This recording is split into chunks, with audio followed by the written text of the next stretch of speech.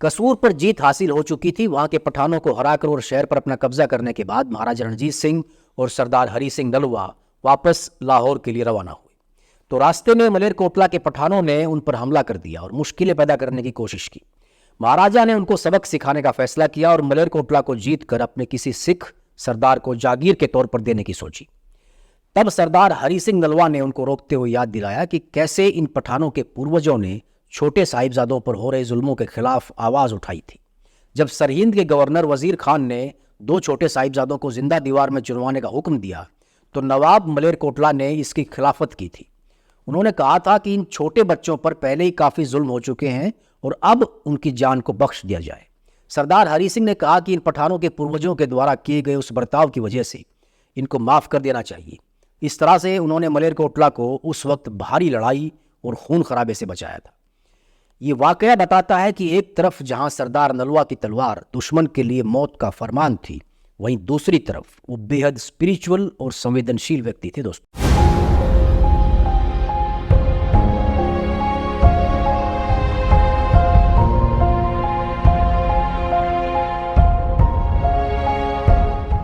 दूसरी घटना इस तरह से है कि एक बार एक अंग्रेज जो पंजाब के दौरे पर था, उसने सरदार हरि सिंह नलवा की तलवारबाजी और बहादुरी के कई किस्से पहले ही सुन रखे थे।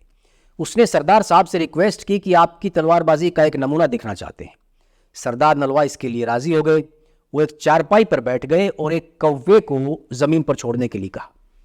कौवा इतना चालाक और फुर्तीला पक्षी होता है दोस्तों कि उसको मारना आसान नहीं होता, वो बचकर निकल ही जाता है। लेकिन सरदार हरि सिंह ने इस तरह से तलवार का वार किया कि कौवा उससे बच नहीं पाया। एक ही वार किया और कौवा ना उड़ पाया ना बच पाया। तो इससे पता चलता है कि वो तलवारबाजी में कितने माहिर थे। मुल्तान की लड़ाई के दौरान उन्होंने तलवार को इस ताकत से चलाया और तलवार की मूठ लंबे समय तक उनके हाथ में रहने के कारण उनके हाथ में भारी सूजन आ गई थी और उनका हाथ तलवार की मूठ से बाहर नहीं निकल पाया था। उसके बाद इलाज वगैरह करवाया गया और सूजन कुछ कम हुई, तब कहीं जाकर हाथ मूठ से बाहर निकल पाया था। सन 1815 की बात है। सूबा काबुल के शेरबाज खान नाम के एक पठान ने सरदार नलवा को लड़ाई के लिए चैलेंज किया। लड़ाई 8 दिन तक चलती रही। बड़ी संख्या में सैनिक उस लड़ाई में मारे गए। खून से जमीन लाल हो गई, लेकिन लड़ाई का फैसला नहीं हो पा रहा था। तब सरदार हरि सिंह ने सोचा कि यह सही नहीं होगा कि बेकसूर लोगों का खून इस तरह से बहाया जाए, कोई दूसरा रास्ता निकालना पड़ेगा। उन्होंने पठान का भेष धरा, अपने साथ अपने 4 घुड़सवार साथियों को लिया और दुश्मन के कैंप की तरफ रवाना हो गए। जब वो दुश्मन के कैंप में पहुंचे तो वहां गार्डों ने उनको रोक लिया और कहा कि ये इलाका तो हमारी सीमाओं से काफी दूर है, आप कौन हैं और कहां से आए हैं? सरदार नलवा पश्तो भाषा बोलने में माहिर थे, वैसे तो कई भाषाएं बोलते थे। तो उन्होंने पश्तो में कहा कि मेरा नाम झंडा खान है, हम गजनी से आए हैं और आपके सरदार की मदद करना चाहते हैं, आप जाकर उनको सूचना दो। वो तुर्क ये बातें सुनकर बड़ा खुश हुआ और भागकर अपने सरदार के टेंट में पहुंचा और उसको ये सारी जानकारी देते हुए कहा कि सरदार गजनी से खान आए हैं और आपकी मदद करना चाहते हैं, अगर आप इजाज़त दें तो हम उनको अंदर लेकर आएँ। सरदार भी सुनकर बड़ा खुश हुआ। उसने कहा कि हम कितने खुश नसीब है कि मदद खुद चलकर हम तक पहुंची। उसने गार्ड से खान को बाइज्जत अंदर लाने के लिए कहा। सिपाहियों ने जाकर खान बने सरदार नलवा से चलने के लिए कहा। उन्होंने तुरंत अपने घोड़े से नीचे उतरकर अपने चारों साथियों को अलर्ट मोड पर रहने का इशारा किया और सीधे तुर्क सरदार के टेंट में पहुंचे। अंदर दोनों एक दूसरे के साथ बड़े गर्मजोशी से मिले और फिर अपने अपने आसनों पर बैठ गए। शेरबाज खान ने कहा कि हाँ जी खान साहब, कहाँ से आए हैं आप?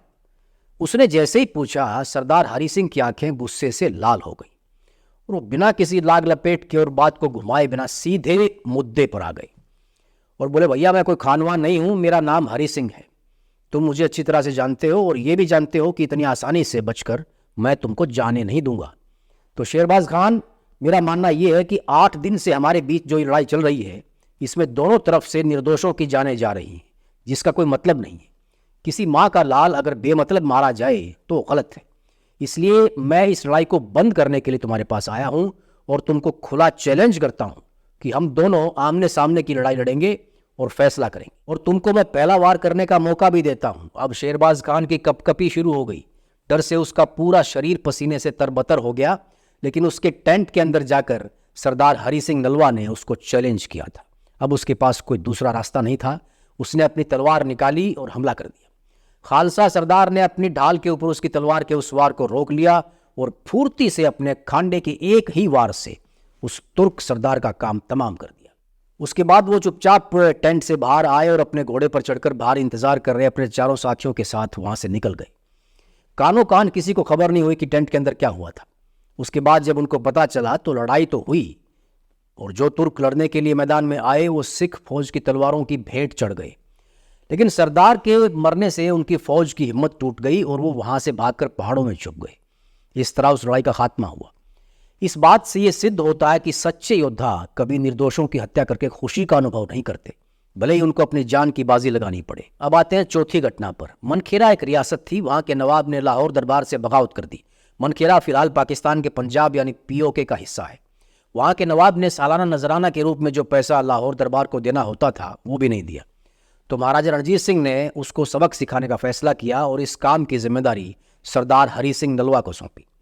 अप्रैल 1822 की बात है। सरदार नलवा ने अपने साथ लगभग 7000 की स्ट्रेंथ वाली फौज को लिया। मुजफ्फरगढ़ और पाखली के रास्ते वो मनखेरा के लिए रवाना हुए।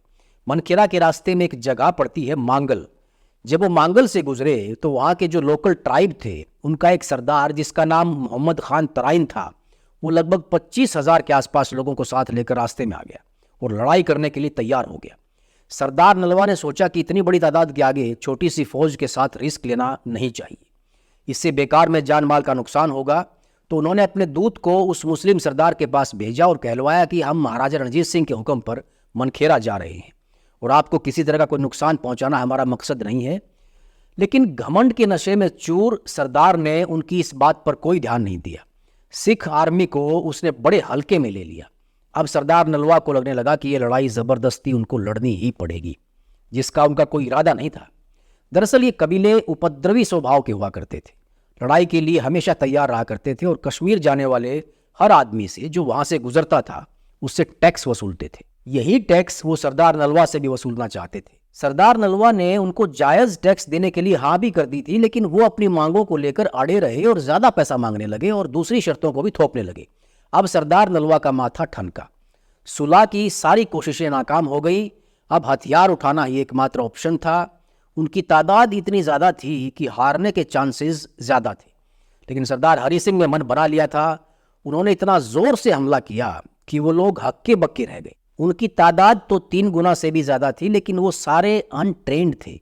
लाहौर की ट्रेंड आर्मी ने, जो कि टेक्निकली उनसे काफ़ी स्ट्रॉन्ग थी, उसने ऐसा वार किया कि उनके ज़्यादातर लोग उस हमले को झेल नहीं सके और डरकर इधर उधर भागकर छुप गए।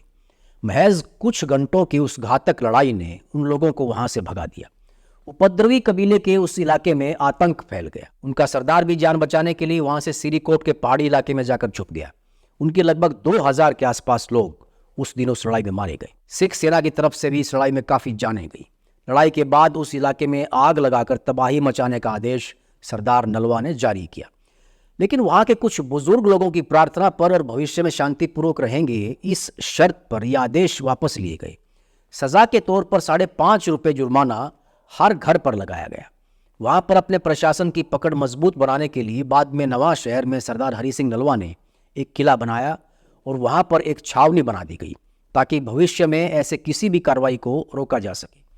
इस पूरी कार्रवाई के बाद सरदार हरि सिंह नलवा वहाँ से रवाना हुए और खुशाब के आसपास महाराजा रणजीत सिंह से मिले। वहाँ उन्होंने महाराजा को कई भेंटें दी जो वो अपने साथ लेकर आए थे, जिनमें कई दुर्लभ नस्ल के घोड़े और कई दूसरे कीमती उपहार थे। मांगल की उस जीत से खुश होकर महाराजा रणजीत सिंह ने उनका उस साल का कश्मीर का लगान माफ कर दिया और उनको अभी कुछ दिन पहले जीते गए इलाके हजारा का गवर्नर नियुक्त कर दिया। दोस्तों, अब आते हैं 5वीं घटना पर। कश्मीर में एक इलाका है सिरीकोट।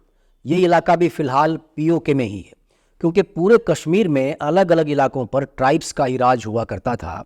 तो इस इलाके पर मिशवानी ट्राइब का कब्जा था, जो बेसिकली यहीं के रहने वाले थे, मतलब यहाँ के मूल निवासी थे।